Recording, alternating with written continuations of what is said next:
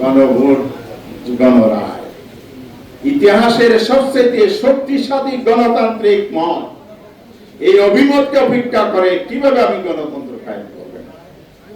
দেশে গণতান্ত্রিক শক্তি ক্ষমতায় আছে, নির্বাচন হয়েছে, কষ্ট যাই থাকুক, আমরা মেনে নিয়ে পার্লামেন্টে গিয়েছি। কিন্তু গণতান্ত্রিক কাঠামোর ভিতরে থেকে আরেকটি স্বৈরতন্ত্র কায়েম হবে কেন? সংসদীয় স্বৈরতন্ত্র কেন কায়েম হবে? আর যদি হচ্ছে না বলে আপনারা দাবি করেন, রিপন ভাই রাগ করবেন না, আপনারটা আপনি বলবেন।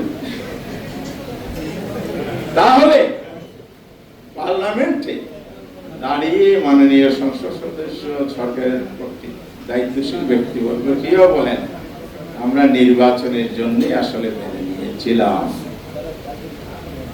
আপনি যদি সংস্কার চান, নির্বাচন ক্ষমতায় আসার জন্যই এই যে প্লে করেছেন, তাহলে 31 দফা রাষ্ট্র সংস্কার কেন দিয়েছিলেন?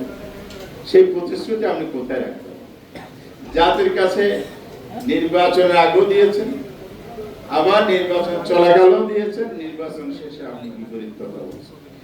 পার্লামেন্টে একই সেশনে দুই ধরনের বক্তব্য এসেছে। মাননীয় প্রধানমন্ত্রী বলেছেন লাইন বা লাইন, অক্ষর অক্ষরে পালন করব। আর ওনার এক মন্ত্রী দাঁড়িয়ে বললেন শুধুমাত্র নির্বাচন আদায়ের জন্যই আমরা এই কথাগুলো বলেছিলাম।